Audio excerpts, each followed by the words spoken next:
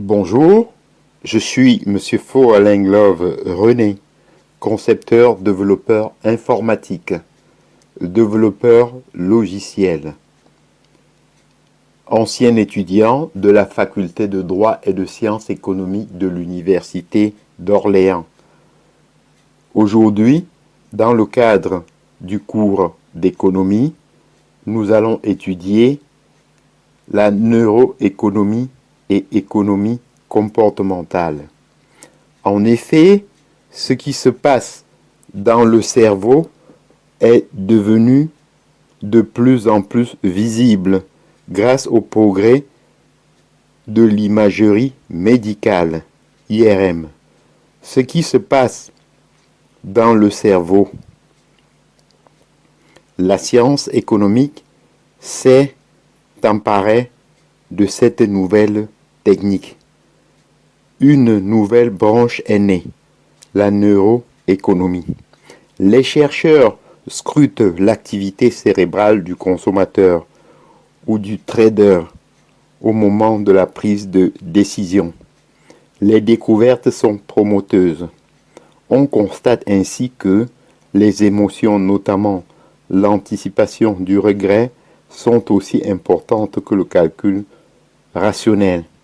Cette discipline s'est développée dans les années 2000, en parallèle avec les progrès de l'économie et de la finance comportementale.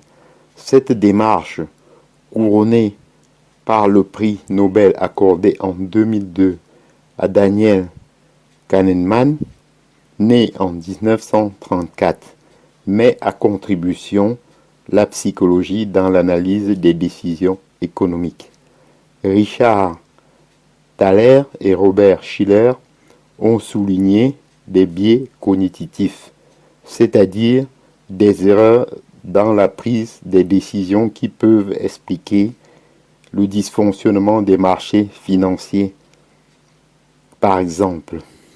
Ainsi, contrairement aux dogmes bien établis de l'individualisme méthodologique et des prétendues rationalités des agents économiques, on découvre l'importance insoupçonnée de l'affect, de l'interactivité, du mimétisme, voire de solidarité dans les décisions.